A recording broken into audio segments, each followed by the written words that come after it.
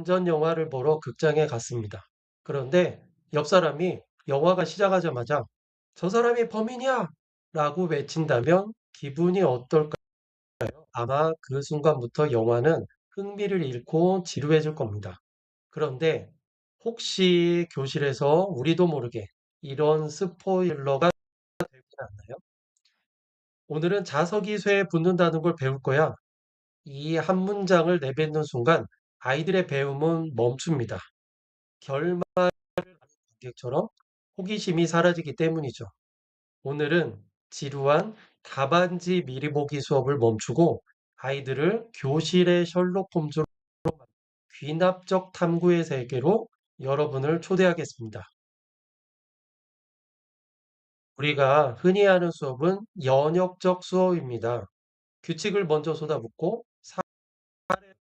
빠르고 효율적이지만 아이들에게는 지루한 시간입니다. 반대로 귀납적 수업은 방향이 반대입니다.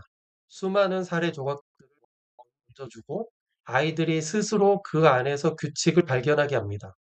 조각들을 맞추다 마지막 하나를 끼웠을 때 터져나오는 그 아하 하는 순간, 그 아하 모멘트가 바로 탐구 수업의 심장입니다. 선생님, 오늘부터는 입을 조금 더 무겁게 하시고 아이들에게 더 많은 조각들을 먼저 던져줘 보세요.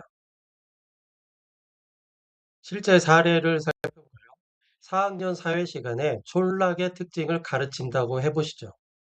기존 방식, 칠판에 어초는 바다, 물고기라고 적고 아이들은 무작정 외웁니다. 하품이 나오죠. 새로운 방식, 아이들에게 탐정 배지를 하나씩 달아주세요. 그리고 20장의 사진 카드를 책상에 던져줍니다. 자, 지금부터 너희는 탐정이야. 이 사진들을 비슷한 꽃끼리 나누고 너희만의 이름을 붙여봐.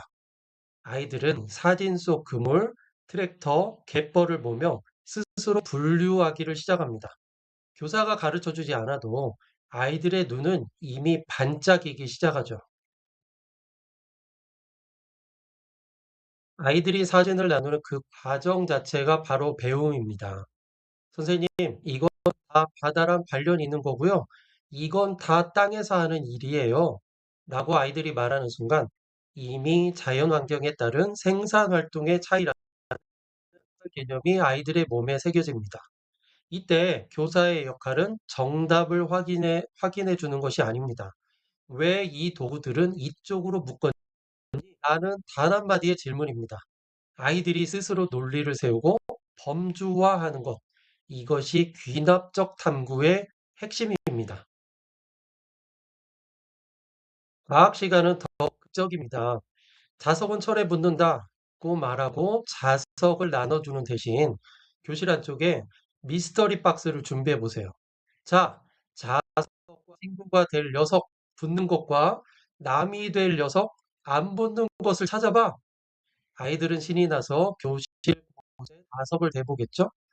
그러다 쇠처럼 생긴 10원짜리나 500원짜리 동전이 붙지 않을 때 엄청난 충격을 받습니다. 쇠 같은데 왜 안 붙지? 이 인지적 갈등이야말로 배움이 일어나는 최고의 순간입니다. 정답이 뭐예요? 라고 묻던 아이들이 스스로 가설을 세우기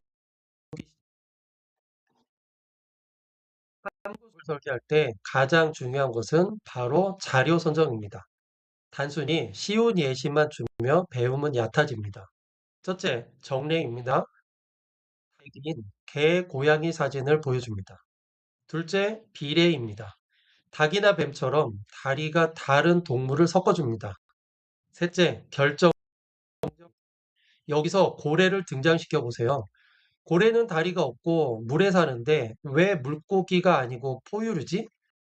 당연하다고 생각했던 것에 를 일으키는 자료, 인지적 갈등을 유발하는 자료가 있을 때 진짜 탐구가 시작됩니다.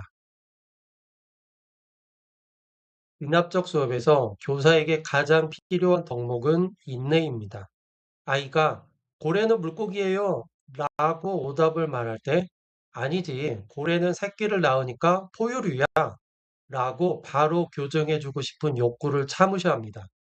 탐구 수업에서 오답은 수정의 대상이 아니라 검증해야 할 가설입니다.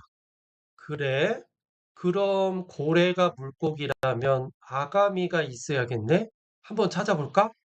라고 되물어 주세요. 5분입니다. 아이는 스스로, 어? 아가미가 없네? 숨 쉬러 위로 올라가네? 라며 정답을 찾아냅니다.